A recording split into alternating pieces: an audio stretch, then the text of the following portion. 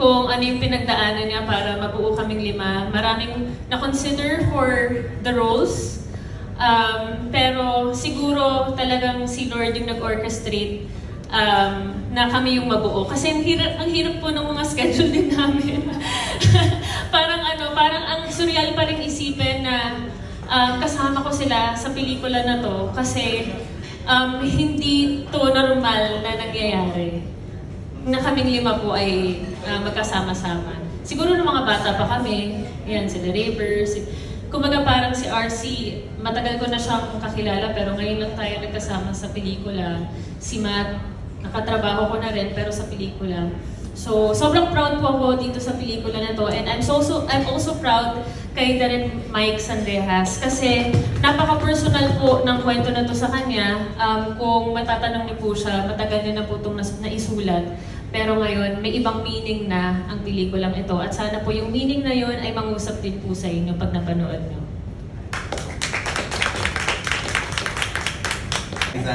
Kasi syempre, reunited na kayo, ang tagal-inantay ng fans niyo. So, what was your first reaction nung nalaman niyo that you will be working again together? Even if, I'm sure very different ito than TRMD. Pero at least yung fact kasi na magkasama kayo, excited sila. Actually, before Sinagtala, magkasama na kami ni Rian sa Sangre. So, nung nalaman namin, parang ang saya lang kasi nagkakakwentuhan kami about the film. Tapos, hindi ito yung inaasahan nilang pelikula. Hindi pa ito. So, alam ko, aware naman din sila na may gagawin pa kaming isa pang pelikula. Pero parang, pa-bonus din to sa kanila, di ba? That they'll see us in a different, parang story, in different roles. And masaya kasi magkabanda kami, di ba? Parang si Rian din is musically inclined. Hindi alam ng tao na nagda-drums talaga siya.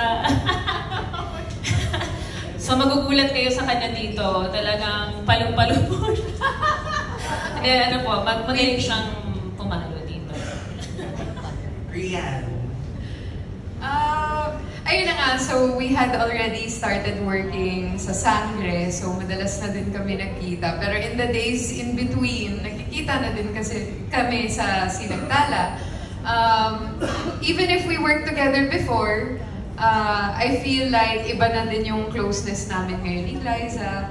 And ayun na nga, gagawin pa naman namin yung movie na yun na inaasahan nila. Pero I feel that inaasahan ko pa rin yung suporta nila dito. Dahil yung mga times naman after pa ng TRMD na kahit may sariling project si Liza, sinusuportahan nila. Tapos may sarili din akong project. Kahit hindi kami magkasama, sinusuportahan pa rin nila. So, we're looking forward to hopefully seeing them in the premiere night and in the cinemas after that. Ayun, so sana they can just support us through this whole process. Marami pa kaming surprises for them this year. Kasi yung TRMD was 10 years ago, no? So ang dami nang nagbago. So ngayon, since ngayon kayo nag-reunite, paano din exchange yung dynamics as friends, as work, as colleagues? Kasi sabi nyo nga mas naging close din kayo ngayon. Paano nag-iba? Tumita na kami. Iba na yung mga pinag-uusapan natin, mga kandila, ganon, cookies.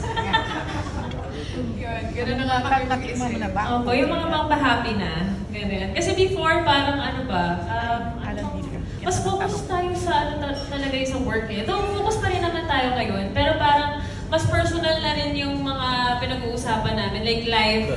Di ba kasi 10 years ago na rin yun, different yung age namin, no? Parang I was like 28, kaya 37 na ako. So parang talagang nag-iba na yung dynamics, yung priorities namin nag-iba na, and ang saya lang din makausap si Lee sa ibang subject, like hindi lang about work, but about life.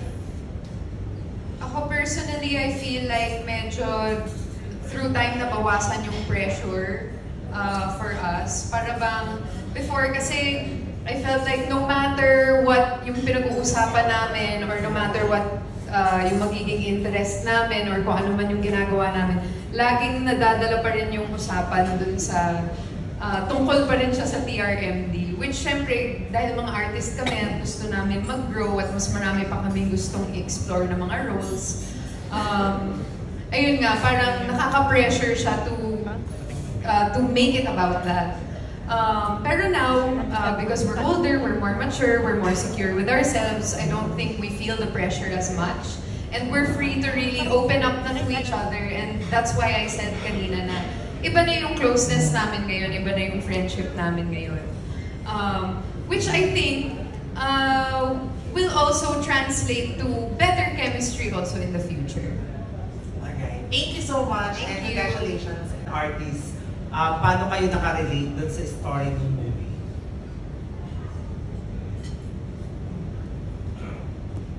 Ako ba? Pag ganun eh. Hindi ba pag ganun? Hindi, well, sobrang ako nakarelate kasi, I mean, hanggang ngayon naman, I'm constantly chasing my dreams eh. And as Reggie, ganun din siya. Kaya nga siya sumali sa banda and sa banda ng Sinagtala. Kasi dun siya magaling. Dun siya komportable pag kasama niya yung mga kabanda niya na parang pamilya na niya. Pero sa kanya kasi outside ng entablado, pag wala na siya dun sa bandstand or hindi na sila tumutugtog, malalim din na yung tao, yung pinagdadaanan niya with her daughter and sa nangyayari sa buhay niya. Kaya for me, yun siguro yung nagkasundo. Ako kasi and Reggie, both of us, especially this year talagang, last year and this year talagang sobrang into music ako. And music talaga yung nagpapasaya sa akin eh, yung 2024 and this year. Especially dahil nahilig ako sa pag-gitara. So nung kinuha ako ni Direct Mike para sumama sa bandang to, talagang sobrang saya ko. And feel ko talaga na hindi kami nag-shooting sa ibang mga eksena. Na parang talagang ang tawagan namin sa Bawdi sa bandmates talaga. Hindi man kami nakita ng holiday season, pero pag nakikita kami, hey, bandmate, gano'n talaga. Ang saya, thank you. Yeah. Ganda. Siguro makaka-relate lahat ng mga artists na they found their work dun sa art nila. Nagsimula na passion, tapos pag naging negosyo mo na siya, parang nagbabago siya eh.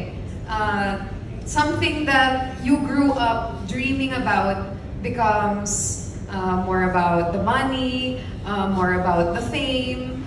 Iba na yung iniisip mo kung ano yung success. So, I feel connected to my character in a sense na yung para bang finding yourself again. Yung nahanap mo ulit yung center mo dun sa passion at pagmamahal mo dun sa ginagawa mo, just realizing how lucky you are to just get to do your craft. So yun yung dun ako nakarelate. Ako naman parang hindi lang dun sa pangarap eh, kundi dun sa purpose. Diba, nandun yung message kanina ng purpose dun sa trailer. Kasi hindi naman natatapos yung mga pangarap natin eh. Kahit na ng mga bata tayo, ang pangarap lang natin, gusto lang natin maging artista or astronaut, ganun, or whatever, doktor. Tapos nung naging artista ka na, iba naman na yung pangarap mo. Nag-asawa ka, nag-iba ulit yung pangarap mo. Pero yung pangarap na yun, may kaakibat na purpose. Kasi kung ang pangarap mo ay pang sarili lang, parang walang fulfillment. Parang siguro sa akin, hinahanap ko, through this film, kasi hinahanap ko yung, ano yung purpose ko ulit. Kasi may mga bago akong pangarap, pero ano yung purpose ng mga pangarap na yun? Bakit ko siya gustong makamit? At, so, ayun, parang bakit ko siya gustong makamit, bakit ko siya gustong pag-effortan, kasi nandun yung fulfillment para sa akin. So, siguro doon ang musap yung pelikula sa akin. Sorry. Ako din dreamer talaga ako kasi mahilig ako matulog eh. Hindi, pero sa pelikula, sa character, nakaka-relate ako kasi may banda talaga ako sa totoong buhay and we've been together for 17 years. So since 2008, bago pa ako mag-artista, ayun. Pero sobrang ganda nung sinabi mo. Napaisip ako parang, oo nga no, kasi everyday, kahit sa anong challenges na pagdaanan mo sa buhay, lagi mo na itatanong, bakit ko ito pinagdadaanan? Diba? Parang dapat madali lang, hindi talaga madali matupad ang pangarap, di ba? Pero tama, may purpose talaga lahat ng, mayroong reason talaga si Lord sa lahat ng nangyayari sa buhay natin. At baka mamaya, yung pinagdaanan mo, yung paghihirap mo, nalampasan mo, yung pala ang purpose mo, meron kang makikilalang tao na mas mabigat yung pinagdadaanan. Tapos, ikaw pala yung magiging susi para, alam mo yun, ma-inspire siya, maging okay siya. So, napakaganda ng message ng pelikulang to. So, yun. Abangan nyo na lang. Thank you. Hello, ako sobrang naka-relate din ako dito dahil dati parang naramdaman ko rin na as artist na subukan ko yung pangarap ko dahil feeling ko hindi ko deserve. Pero napakaganda reminder nitong pelikula na to kasi napaka-importante pala na huwag kang susuko sa lahat ng pinagdadaanan mo sa buhay kasi may something better na ibibigay sa'yo si God. And I think itong pelikula na to isa sa gift sa akin ni God. And Direct Mike, thank you. May mga struggles at the same time para na-achieve nyo siya. In your personal life, for example, paano kayo nag-bounce back dun sa mga challenges nyo as an artist? At ngayon, nasa kayo stage in terms of achieving yung inyong sinagtala?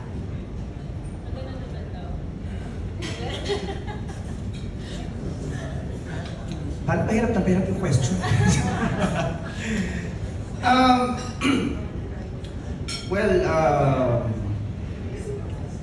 Ako kasi kumapit lang talaga ako kay Lord eh. Kumbaga, hindi ko kakamtan siguro yung mga nakakamtan ko ngayon kung hindi dahil sa belief ko sa Panginoon. Hindi titibay yung pagkatao ko kung wala siya. So, malaking factor sa akin yung pag-pray. Kaya patuloy pa rin ako lumalaban sa buhay. Yes, habang buhay may pag-asa. Alam mo, hindi naman matatapos yung challenges natin sa buhay. Habang buhay tayo, meron tayong mga pagdadaanan sa buhay. But we just have to accept and learn from it. So, it's just a constant reminder to yourself na kaya mo, you're strong, you're unique, you're beautiful. Kailangan remind mo palagi yung sarili mo. And always, God is by your side. Wala kang hindi kakayanin as long as God is beside you. So, yun na talaga ang kinapitan ko din. And my strong faith in my family. So, yun, you just have to remind yourself na just gotta be strong. Amen. Siyempre, bukod dun sa prayers, isa sa mga talagang masasabi kong nagsalba sa akin sa kalungkutan ay musika. Yun yung bakit ako naiiyak? Bakit naiiyak? Sorry guys, baka feeling ko lang may PMS ako ngayon, so medyo emotional ako. Pero, hindi, pag pinag-uusapan yung music kasi, parang very, yun sa akin, significant. And para sa akin, gift talaga ni Lord yun sa akin, sa pamilya ko. Kasi, kami, musically driven na family. So parang every time lang na may struggle, talagang music yung nagpapaano sa amin, nagpapasaya. Diba? Kaya parang itong pelikula na to, nung nakita ko, kala ko nga hindi ko na to magagawa eh. Pero again, inalaw ni Lord na mapasama ako dito, makilala ko si Direct Mike na matagal ko nang gustong makatrabaho kasi nung napanood ko pa lang yung tulad ng dati na sa Cinemalaya, sabi ko, uy, astig, may gumawa ng pelikula tungkol sa Dadon, tapos musical, tapos may mga original songs, ganyan. Tapos dito, isa sa mga talagang ikaka-proud ko din ay mga original songs po yung kinanta namin. Tapos kami po talaga yung kumanta doon.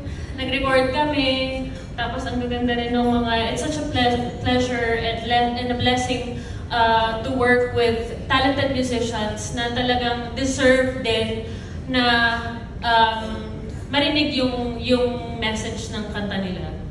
So ayun, para sa akin talagang music saves lives. At kapag ka malungkot ka, yun, di ba? Music naman talaga yung nagpapasaya sa atin. Simpleng-simpleng kanta, pero ang laking bagay na ang laking tulong sa mood. Ayun.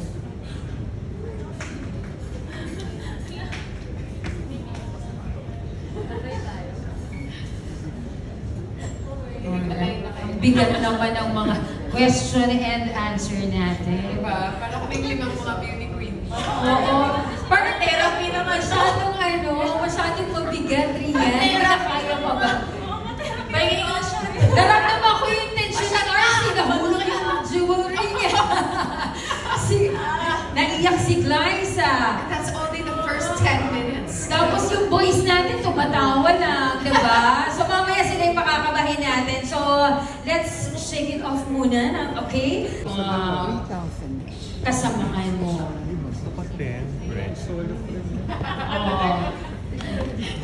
Uy, hindi kita. Sorry, nakat ko yata, sorry. Hindi ako nag-aimata.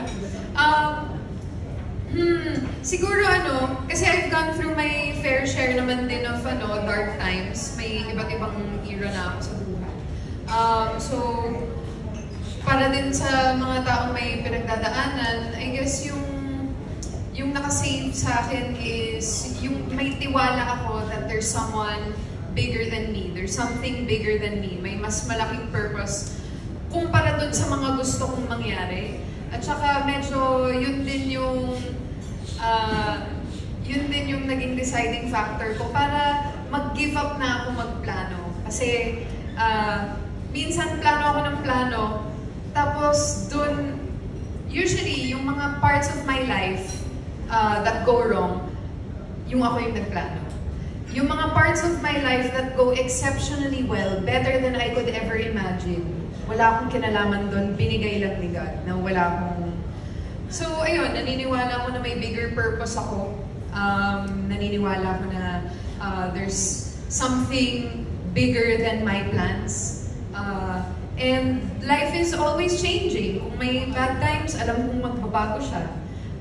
Tapos kung may good times, alam ko din magbabago, pero hindi ako natatakot doon. Kasi, may tiwala na din ako na binibigay sa akin yung mga hardships na kaya ko. Kung naman, si Raver. Payakin natin si Raver. Gusto mo ba sabihin na natin yun na Hindi, babawi kami sa'yo. Hindi, lang naman. Simple lang naman yun sa akin. Siguro huwag tayong matakot na di naman magkamali, pero na sumabak sa buhay. Lahat naman tayo may struggles. Hindi naman araw-araw masaya at lahat ng gusto natin yung nangyayari. Talagang may mga bigat na darating sa buhay natin na mga pagsubok. Pero sabi nga nila, di ba, hindi naman tayo bibigyan ng Panginoong Diyos ng problema na hindi natin kakayanin. Just let go and let God. In my case, sa trabaho kasi, for me, nakatulong sa akin na nag-surround ako sa I surround myself with my closest friends and sobrang close ko sa family ko. Yun yung nakatulong sa akin. Ay mga mahal ko sa buhay. Ang pinakamabigat na nangyari sa akin is, syempre lahat naman sa nangyayari to. Nung nawala yung parents ko, especially my mom, kasi sobrang close ko talaga sa kanya. And, up to now, yung struggle nandun na gusto ko nakikita niya lahat na to. Pero alam ko naman na nandyan siya na nakagabay pa rin. So, ayun, talagang when adversity hits, learn to fight through it with God and yun, sa mahal sa buhay. So, lang talaga, fight lang sa buhay, di ba? Yun, saka sa trabaho, ayun, maraming salamat, Sparkle. The Tracy and my handler, Ira Lasana. And Tita Rose and Direk, thank you po. Ganda ng proyekto. Sabihin natin panalo. Ayan. Nag-smile na ako kasi baka lahat tayo umiyak dito. Si River lagi niyang dadaanin sa joke, pero actually malalim siya niya. Napaka-sincere. Defense mechanism na yung magkapatid yun. Baga, lahat ng mga mabibigat na doon na lang sa house. Pero pag dito kasi talaga, pero totoo naman, pag nakikita ko sila, at saka itong movie na ito talaga, sobrang saya. Kaya nung last day namin, alam ni Direk, talagang parang ayaw natin matapos lahat, Direk eh. Kasi Sepangs is real. Oo, sa kukunting panahon na magkakasama kami, parang nagkaroon ako ng mga kapatid sa industriya ulit na hindi ko inaasahan. So, ayun. Thank you, Direk, for this. Alright. Palakpakan naman natin. Siyempre, taray namin. Ano yung theme song ng buhay niyo? So sa gitna muna ha.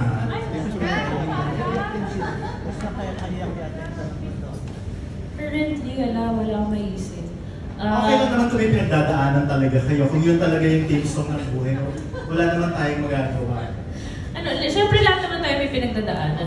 Pero siguro to na lang, dahil nga sa mga pinagdadaanan natin at nasabi ko kanina na music saves lives, isa sa mga parang songs na talagang kapag tinutugtog ko, na-feel, parang na-alleviate yung mga bibigat kong nararamdaman. Oceans by Hillsong. Ayun. Oceans? Baka mayak mo naman ako. Anong particular na lines doon yung... Sige. Spirit, lead me where my trust is without borders. Let me walk upon the waters wherever you will take me. Take me deeper than my feet could ever wander, and my faith will be made stronger by the presence of my Savior. Parang nakakaya sa mga Action guys, action na rin. Ayan, next. Rian, of course. Yun din yung akin. Pinanda din na natin eh. Mas naisip ko din yun eh. Yun, now I have to find a different.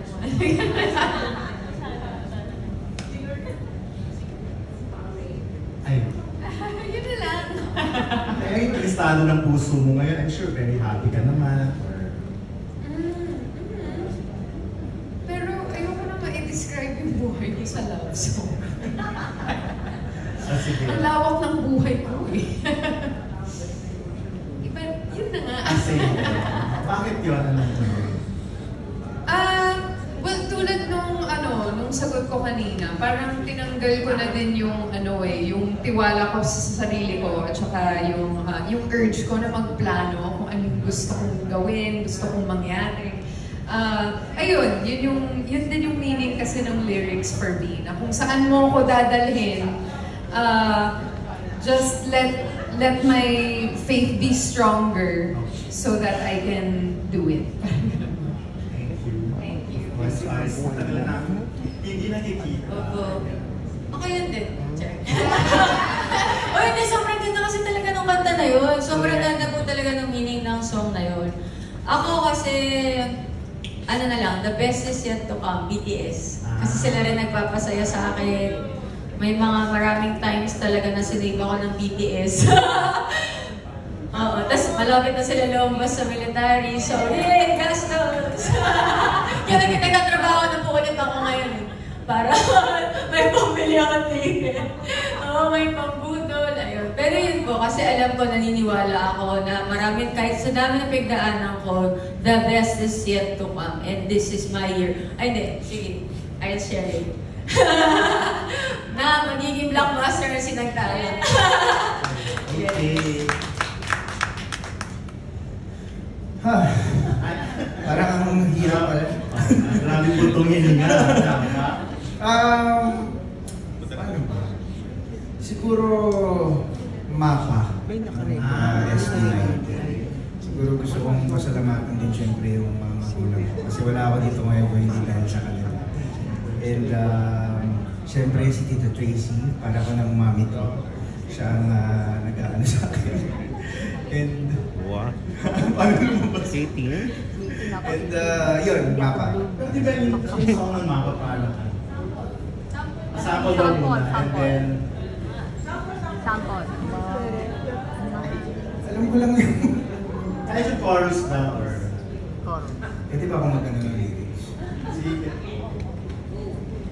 Pasalabis ang iyong nagawa, Mama. Pahinga muna. Ako na. Especially ngayon, nasa playlist ko to yung mga ilang weeks na. Napakaganda ng kanta. Sobrang ganda. As in, pag lumabas to, stay ko, ito na talaga yun. Laho by Sinagtan.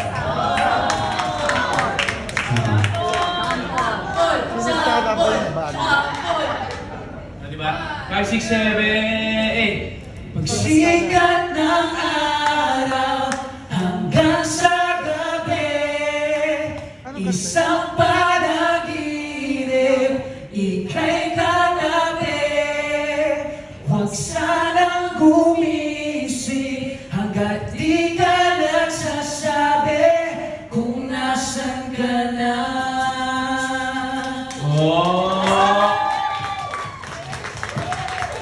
Wow, na-feel mo yung drums ba na?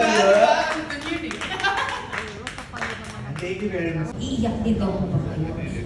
Ayan na po, yung konsepto na, ito si Ian, perfect siya sa character ni June. Ayan. So, can you tell us more about it? This story, I was developing this before the pandemic. I was supposed to do this with another company. Hindi lang natuloy, tapos tumama yung pandemic. I was developing this with Rian. So we and I were working on this project already before the pandemic. With regards to the others, the one that you can give credit to for the best of the cast really is Mama Rose, our light producer. So, tamang sasagot yung Mama na yan, si Mama Rose. Iyak ka direct eh, kaya iyak yan. Well, Iyakin yan.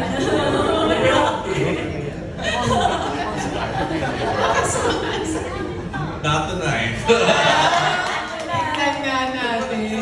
The way I understand the story of how I got to know them. Kasi nung we had a little party looking for sparkle talents, that musical talent. So dinala ni Tracy madaming singers. And I was saying, I need somebody who can play the guitar.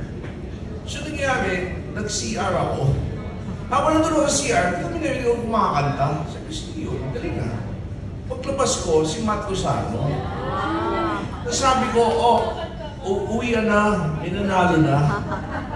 So, Matt was, actually, I wasn't sure if Rian was going to be on board. So, technically, Matt was the first one casted. Then, Liza, we found out about Liza, and Liza said yes. Actually, she said no first. Then she said yes.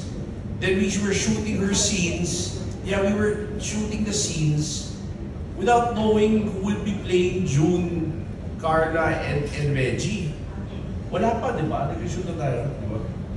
Si Carla lang, alam na namin pala si kay RC, no? Tapos, alam na ako kay RC, pumunta ako ng cornerstone. Sabi sa akin, Mama Rose, i-pitch mo kay RC. Di pagdating doon, di syempre pitch galore ako. No? Parang kailangan mo, kung busy ko si RC Munoz, nakabit ang role na to. Nung natapos yung pitch ko, lahat na ginawa ko, sabi ni RC, okay na direct, tinagapon na to. Eh, inuhang pala eh. Pa-pitch-pitch pa ako, no? Then I found out Rian was on board. And I was so happy because originally this was us. So then I met River on the set already because si Mama Rose may nakapagkasa kanya. And we hit it off really well. And these kids, you know, they're my Avengers. You know, this is how it feels to make the Avengers. But it's a wonderful cast. And may taga-bulog ka sa akin. So, but honestly, some of you know me from the indie scene. This is my first mainstream film. This is my first media ko. Hindi mo lang sa indie, so medyo kinakabahan ako. And having worked with this wonderful cast, you know, I feel very close to them. I hope that I will be this close. I told them, 20 years from now, let's do a reunion. Because this was such a special film. It's kind of like the sound of music. Every so often we see each other and remember what you did. And of course, I don't know if it's a spoiler, I'm already planning part 2. Pero it all depends if we actually do really well. Kasi kailangan namin ng pera para gawin yung part 2. So please help us promote this so that it will be a blockbuster. You know? So and palay mo kung blockbuster siya, may part 3, may part 4 pa naman. So because we love the band, we love the characters. I will never run out of stories to tell with these characters, and hopefully we'll be given that chance to do more. That's beyond the question already, I think. Yeah. But anyway, I'm giving this back to you. I hope it doesn't come back to me. Thank you so much, Derek Man.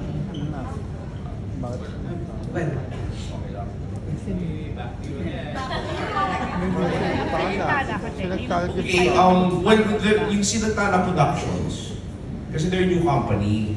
So they asked me, ano kaya magandang pangalan ng production company? Pwede ba Sinagtala na rin? Ako, hindi ko nag-iisip. Sige, why not? Kaso nga, did I realize Sinagtala Productions presents Sinagtala? But then, I mean, nandun eh. But I mean, it's a good name of a production company anyway. So eventually, Sinagtala Productions presents something else, So now, why Sinagtala? It's a term in the story. It's a term of endearment of one of the members to another member. You'll find that out when you watch the film. Now, what personally, why did I call it Sinagtala? I like light references. I don't know if you're familiar with my earlier work. I did the film about the Dawn.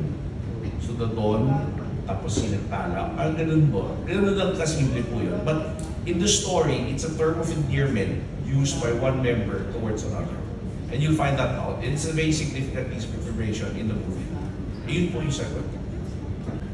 For the customer, ano yung parang pinagdaanan ng character nyo na nakarelate kayo sa singer as an artist?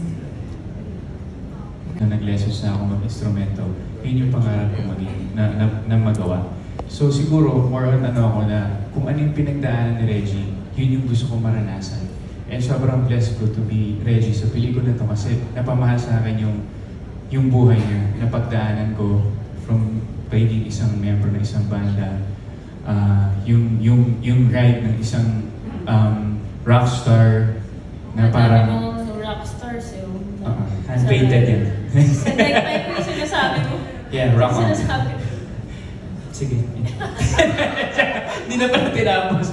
Yung pagiging rockstar, yung sariling struggle niya sa buhay outside ng banda. Like, kasi pag sa totoong buhay naman, like tayo, kayo, or kung sino man sa industriya natin, o tayong lahat. Pag sa mga banda rin natin, ng mga idolo natin, di naman natin alam kung anong pinagdadaan nila pag wala na sa isang tablato. Pero pag nandun sila at ginagawa nila yung mahal nila at yung mga musiko na inaalay nila para sa atin, ramdam natin yung inspirasyon na binibigay nila. And sobrang inspiring yung film. Sobrang inspiring ng 5 personalities o tao ng characters na ginagawa namin ngayon. Kaya yun yung gusto ko rin ma-experience ng tao through our film. Kasi yun yung experience ko nung ginagawa ko ang pelikula na ito. Ayun. Totoo ba? Sa Miriam ka, totoo ba? Feel ko yun. Yun. Ano sa tingin nyo ang laban dito sa box office? It's a musical film. Tapos yung title ng movie, akala ko, sorry, direct haba, akala ko kasi historical film nung narinig ko yung Sinagtala na isasali sa Metro Manila Film Fest. Pangalan pala ng isang band. So ano sa tingin ninyong laban ito sa box office na pwedeng puntahan ng mga mahihilig sa banda, pwedeng panoorin ng mga mahihilig sa banda ng mga kabataan? Direct muna, pwede. Ayan po, si Miss Rose may sinasabi. Tita Rose. Miss Rose, bubulong-bulong ako dyan eh. Nakita nila na bubulong kasi. Layo.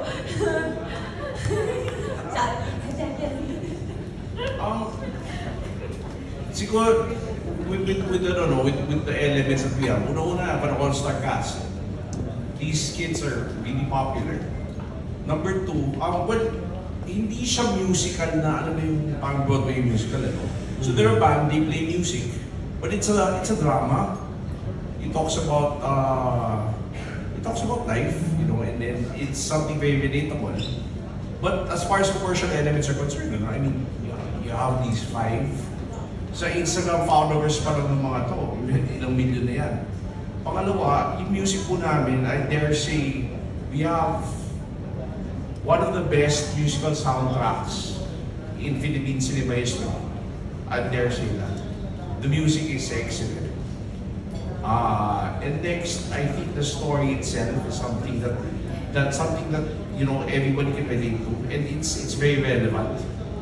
And there are a lot of twists and turns in the film as well that people hopefully will talk about. And as long as we get enough people to go in first day, I think word of mouth kakalat na yan. Oh, I think we have all the elements for good film. And it's my first mainstream film, it's my most commercial film. And I kind of decided really to be very commercial for a general audience. So I'm hopeful. Yeah, and like I said, what's the biggest draw? My all-star cast and the great musical soundtrack. And what the story, of course, would be it's very unique. It's so hard kasi parang ayaw magkwento. Pagpapanood nyo lang kasi makikita niya kung bakit. Ayun, it's good to see you, Gordy. Yes, thank you, Direk. Sana nga kung hindi nakapasok yung isang himala, baka ito yung sanang nakapasok, di ba? Sa Film Fest. Well, it's may musical na. Hindi, pero magkaiba yun ha. Yung himala kasi full musical, ito hindi. Okay. Ito, banda sila. Kwento lang. Hindi, if you remember my film Tulad ng Dati. Tulad ng Dati was not a musical. It was about a band. So they played music. Same goes here. They played music. But they don't suddenly break out into song like Himala. Hindi po ganun. At saka, mas maganda yung atin. Sige, may dadagdag ka yan? Apo. Feeling ko lang, feeling ko kasi nabanggit mo yung Film Fest or may mga iba kang nababanggit na films. Ako, feeling ko, yung nararamdaman ko sa movie na to is it's divinely timed. Na yung timing is something na makakatulong din sa movie that will help us get more views. Kasi I believe April 2, kakatapos lang yata ng Holy Week nun? Or papunta pa lang sa Holy Week. But I think kasi this is the time of year where we as Filipinos, since it's a Catholic Christian country, we're all looking for our connection. We want to feel more connected spiritually.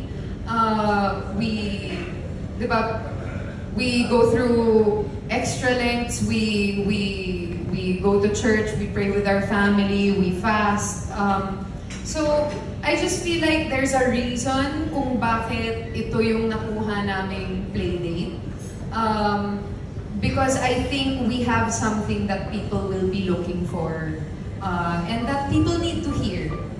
And we really feel that hopefully a lot of people watch this movie because it's touched us individually in so many ways. And even the process of making the movie or writing it or filming it has already saved lives. So I feel like when people watch it, it will probably save more lives. Yeah. Okay, thank you. Sa'yo na rin lang yung mic, may kasunod na akong tanong sa'yo. Oh, no! Kumusta na, gusto mo pa ba ituloy ang singing career mo? Nakapag-record ka na dati. May mga, I understand, may mga original songs kang may mga songs na na-compose, di ba? Oo. Kumusta? Gusto mo pa rin ba ituloy ang singing career mo? Honestly, minsan, papitik-pitik lang ako, ganun. Pag trip kong humanta o pag trip kong mag-record, I've never been able to take myself super seriously as a singer kasi Pilipinas sobrang musically inclined ng mga tao. At Tsaka mas maraming mga tao dyan na mas malaki ang range kesa sa akin. Ako, ito lang yung range ko, tapos alam mo yun, minsan nasa tono, gano'n. Pero, ayun, minsan nga, pag feeling ko may gusto akong sabihin through a song, doon lang naman ako nagsusulat or kumakanta. Na-enjoy ko naman siya, pero I don't know if I'm the type of person that will make a full album. I think a single here and there. And then, not naman for people wanna listen to it, it's okay. But it's not naman din for it to become a craze or anything. Yung parang ako kasi ginagawa ko lang siya kasi I feel like I have something to express. Tapos pag na-express ko na siya, okay na. Okay ka na. Pero tuloy-tuloy pa rin, gumagawa ka pa rin ng mga songs. I haven't written a new song lately, but I'm planning to record just a version of a song that means a lot to me because it's Women's Month. So before the month is over, I want to sing it and release it. Just for fun. Ano yun? Pwedeng may konting sample. Original ba yun na ginawa? Ay, hindi ako may gawa nito. It's just a song that I love na may meaning lang siya for me. Anong song? Bakit yun? Kasi Women's Month. Ayun lang. It's a song na when I play it in my room or when I sing it or when I play it in the car, I feel empowered. So, kaya ako siya gusto i-share. Kahit malamang mas magaling naman yung original singer kasi. Na anong song yun? I am woman, I am fearless, I am sexy, I am kind, I'm unbeatable, I'm creative. Honey, you can get in line. I am feminine, I am masculine, I am anything I want. Wala ko, ikaw na. Thank you, Rian. Hey, nice. Medyo emotional ka kanina. Sabi mo baka PMS lang. Baka hindi ka lang aware, baka mamaya may something na dyan. May something na? Oo. Hello? Ay, teka lang po. Hindi, pero hindi ko rin alam eh. Pero pagdating talaga sa mga na-witness to ni Direct Mike, nung nag-shooting pa lang po kami ng pelikula, nag-iiyakan na po kami. Hindi ko alam talaga po kung anong meron sa pelikula na to at bakit ako emosyonal. Pero, ayun nga, dahil siguro maraming mga elements ng movie na to at talagang nakaka-relate ako. Kasi katulad ni Rian, yung music din talaga is outlet din po siya sa akin. Kumbaga, sobrang grateful ako na sa industriya na to, nakakagawa ako ng kanta, na-share ko din sa mga followers ko. Pero hindi rin po talaga ako yung tipo ng tao na bumibirit eh. Ang dami ko rin insecurities pagdating sa boses ko, sa kaya kong gawin as a singer. Pero dahil nga mahilig kami sa pamilyang kumanta at bata pa lang ako, ay na-train na akong kumanta, parang feeling ko lang dumating na rin ako sa age na niyakap ko rin yung boses ko. And again, through this film, parang nagkaroon ako ng bagong purpose sa life as a band leader. Wow! Pero wala pa, hindi pa kayo ready. Ready na kami. Gusto mo na, okay na kayo magka-baby kayo. Opo, pinagpe-pray lang namin kung kailan. Gagawin! Saan gagawin? Sorry, wait lang! Hindi kasi kumain kanina. Hindi rin ako Sobrang nervous po kasi talaga ako din dahil first time namin ito ginawa sa isang media ko na tumugtog tapos may gitara. Hindi rin ako masyado nakakapag-practice. Pero ayun, parang lutang po ako kasi hindi pa ako kumakain. Sabi ko after na lang ng media ko na kumakain. Kaya sorry po sa sabi ko anong nasabi ko. So ready na kayo? Ready, oo. Ready ka na maging mommy? Yes. Parang isa yun sa hinihiling ko rin kay Lord. Pero kung kailan niya ibigay, ayoko naman din kung i-pressure yung sarili ko, i-pressure kami dalawa ni David. Kasi ang hirap din ang sitwasyon namin na pagkaganong din kami. Pero nananalig ako na kapag dumating yun, si Lord yung nagbigay. So siya nakakaalam kung kailan parating yung order ko. Thank you. Kay Raver naman. Raver, family naman talaga kayo ng mga singers, di ba?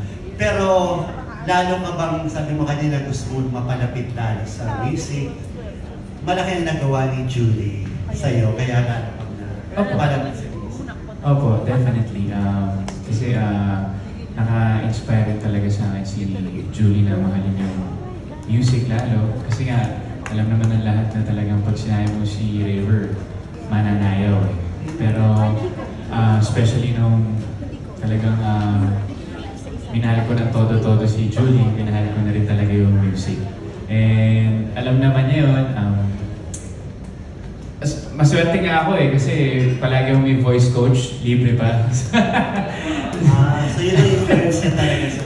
And nakatulong siya sa akin na magbigay ng kumpiyansa. And every time na, especially pag kasama ko siya, yun kasi yung wala sa akin yung kumpiyansa. Iba yung kumpiyansa ko pagdating sa sayo, pag umaarte ako, iba rin yung kumpiyansa ko pagdating sa kumakanta. And siya yung isa sa mismo nagpo-push sa akin na kumanta ka ng kumanta kasi sayang nga dahil nga marunong ka naman. And nandun yung boses. Maganda yung boses mo. Yan ang mga bandmates ko. Idol talaga. Pero yun nga, will ni Lord na mapabilang dito and nakagawa kami ng music together. Ibang Raver po ang mapapanood nyo sa pelikula na. So, tayo yun. Pero yung music na nagawa namin talaga maganda talaga. And hindi naman po namin yung parang ginawa lang namin ng wala lang. Talagang pinagandaan namin. Kagaya ni Rian, sinasabi niya, di ba, ganun lang siya. Pero bukod sa magaling siya kumanta, magaling siya pumalo ng drums. Sino pong may alam na magaling siya pumalo ng drums, di ba? And bukod sa magaling na siya, inaral pa niya ulit para dun sa movie. Kaya siya talaga yun. For me, siya yung pinakamahirap na instrumentong ginagawa dito eh. So ang galing, si Glyza, alam naman natin na magaling mag-gitara, sobrang talented.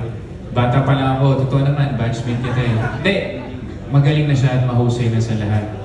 Si RC, ganun din, napaka-talented. Si Matt, ganun din. So parang ang swerte ko na mapabilang sa ganitong cast na talagang nung binagsak ni Lord yung talento na salo nilang lahat. So yun, masaya ako sa pamilya ko na sinagtala. Okay, thank you. Last na lang kay Matt at saka kay RC. Matt, alaki ng influence din ng mama sa'yo. Magaling kumanta si Elaine, di ba? Siya talaga yung influence mo sa pag-iisip. Sorry? Kumusta na kayo ngayon? Well, si Mama, number one critic ko yun eh. Pagdating sa pag-awit din. Pero, si Mama talaga yung sobrang laking influence sa music side ko. And full support naman siya. Ano sabi ka sa I'm sure. Well, dream come true yun dahil talagang kumakanta ka dito. Opo, sobrang proud. Kasi alam ni Mama to, siyempre bata pa lang ako, sinasabi ko kay Mama na gusto kong mag-artista, gusto kong magbanda.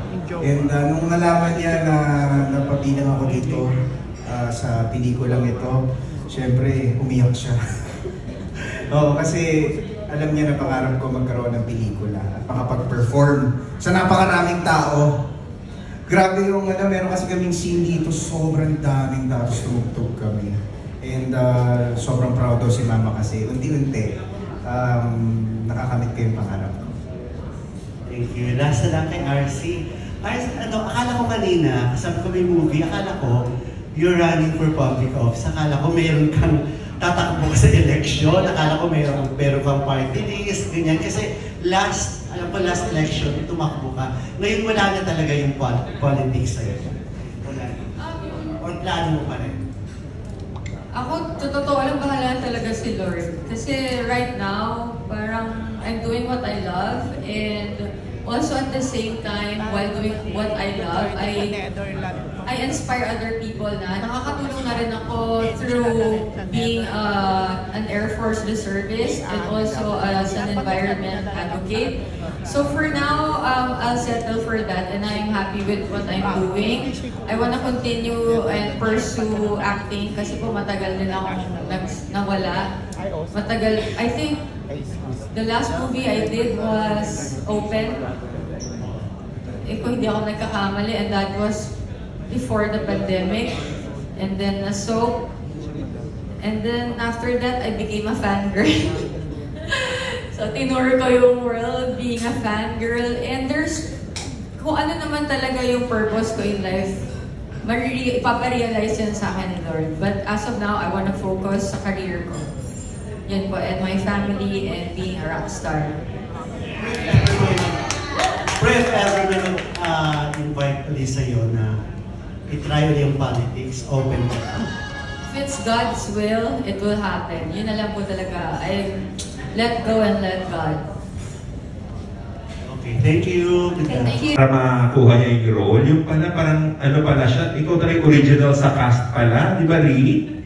So, pre-pandemic or during ba? During pandemic, pre 2019? 2019, we already shot a pitch. So, may sinut na po kaming scene so that we could use it to help make the movie happen. So, nag-shoot kami, tumutugtog ako noon. Tapos, ayun, parang I receive a phone call na yun yung magpupush sa the rest of the story. Ayun, so, back then, kasi ano nakapag-drum lessons ako nung very early high school. Siguro first year high school ako noon. And yun yung buong dahilan kung bakit ako naging artista. Kasi gusto ko bumili ng drum set. Tapos, di namin afford. And then, may lumapit sa akin sa mall para bigyan ako ng, gawin akong commercial model. So, gusto ko lang talaga bumili ng drum set. So, yun lang yung purpose. Tapos, yun yung dahilan kung ba't ako nasali sa showbiz. So, nasali ako sa showbiz, syempre, napili ko nga yung drum set, di ba? And then, dahil nag-focus na ako sa showbiz, hindi ko na ginamit yung drum set. Tapos, pinamigay ko na siya how many years later. Little did I know na mangyayari pala yung movie na to, na dapat marunong ako mag-drums. So, nag-start ako ulit na medyo mag-practice, nag-lessons ako, nagpaturo ako sa mga marunong, or at least para lang ma-shoot namin yung eksena na yun. And then later on, a little bit more, nung natuloy na yung movie. Wow! So talaga palang drummer ka from the very start. Yun ang history mo. Gusto ko sana maging drummer. Yun talaga yung gusto kong maging. So at least na-live ko yung childhood dream ko dito sa movie. So paano nalaman ni Direct Mike na ikaw talaga yung pasok for the drummer role? I met Direct Mike through my best friend Bianca. And I think she's the one that mentioned, oh, Rian plays drums, but I think it was like, she plays drums, like kinda. Like, pwede nang dayain for film, yung ganong level. And then, ayun, so, siguro naman, sometime this month, we can show you something live. Wow! Hindi naman ako taping tomorrow. Wow! Rian drummer era. Okay, thank you, Ri. Tapos si Raver, nabanggit na rin kayo na si Julie na siyempre influence mo sa music. Winish mo ba na sana naging part din siya ng movie na to? E di sana you're playing sweet music together. Wow! Kahit naman di siya kasama sa movie na to. Palagi naman kami, actually yung bonding namin.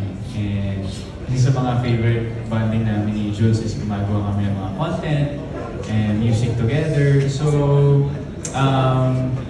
bago pa mabuo yung cast and yung movie bago pa ako makuha dito, talagang yun na yung favorite bonding namin. So, parang sakto lahat ng pangyayari. Tapos parang na-cast nga ako, and then dahil sa film na to, nakapag-perform pa ako kasama ng Dadon. Oo nga, anong kwento nun? Talagang pinag-guest ka doon ni Direk or what? Hindi, kasi may ginawa kaming song sa movie na which is called Totoo, na song ng Dadon. So, yun yung parang pinaka, na-share namin together ng Dadon ni Kuya Jet, kasi song nila yun. So, gines nila ako sa concert nila. And, syempre, pinush din ako ng director ko kasi siya yung gumawa ng pelikula. Sana hindi ko binigo si Direk nung nanood ka na. So, yun, unti-unti ko na kaamit yung pangarap ko maging musikero dahil sa ito sa Silegtala. And then yung love ko for music, yung passion ko for music lumalabas na. Kasi hindi lang naman dahil big part talaga si Julian San Jose, of course. Pero kung hindi rin naman alam ng lahat, yung mami ko po kasi, siya talaga yung lead singer ng 747 band.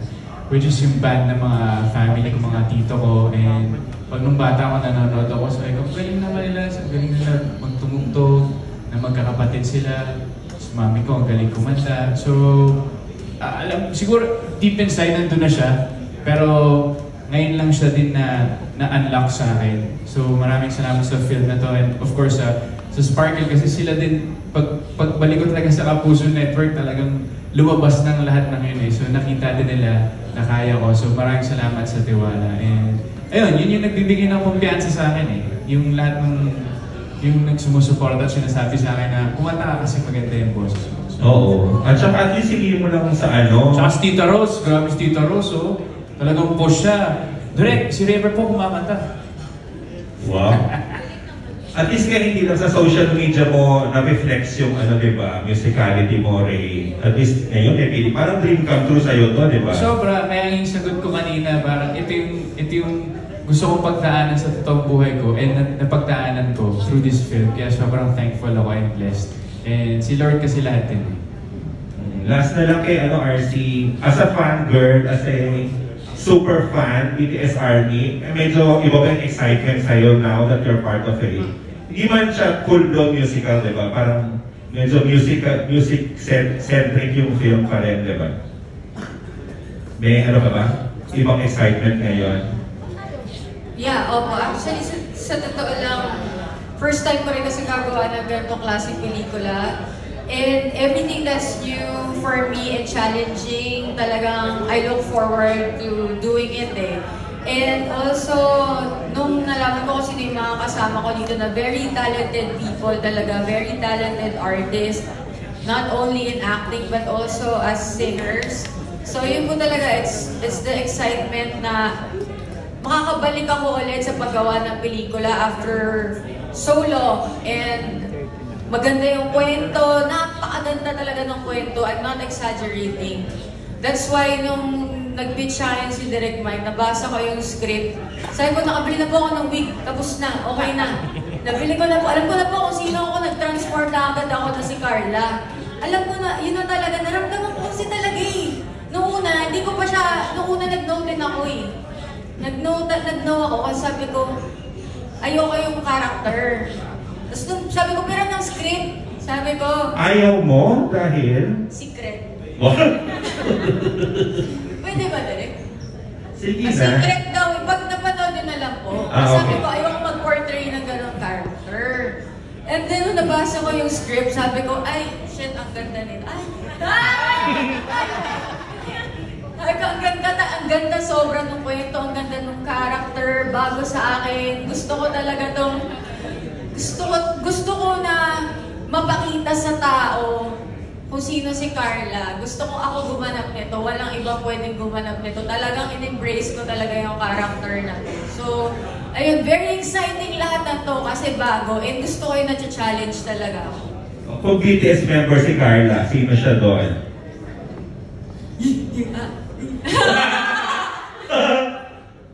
Ang hirap. Sagutin mo yan. Kasi ako eh. Ano? Gusto ko silang lahat eh. Gusto ko yung Hindi, isa lang. Isa lang, si Suga. Dahil? Kasi si Suga yung very parang feeling ko strong yung personality. Tapos, tsaka medyo kasi si Suga, tahimik. Actually, pineg ko nga siya eh. Parang medyo masungit. Di ba parang ganun si Carla? Ganun ba siya? Pag nasa performance, kasi parang dapat, parang alam ko, inisip ko na dapat ganito yung binigyan ko siya ng mannerisms, pag tumutugtog siya, since siya yung medyo rebelde, maarte, ikay, dapat siya yung... So, kaya sa namin din, sa stylist namin, sorry Aldrin, minsan nakikipag ko sa'yo. Kasi, alam ko na-picture ko sa utak ko kung sino si Carla eh. So, parang hanggang outfit, hanggang buhok, hanggang hanggang sa sapatos, hanggang sa bubble gum na chinuchew niya. Nangikialam ka, gano'n. Oo, sorry po. Kasi doon ko siya na, yun talaga si Carly, nakita ko na siya eh. Alam ko kung sino siya. Oo. So yun, gusto ko mailabas. Very hands-on ka, kumbaga. Opo. So yun, kung sa BTS, si Suga ako, tsaka love siya ng mama ko. Love ko lahat, ano ko. Yeah. Love siya. Yes. Thank you. Thank you. Thank you so much.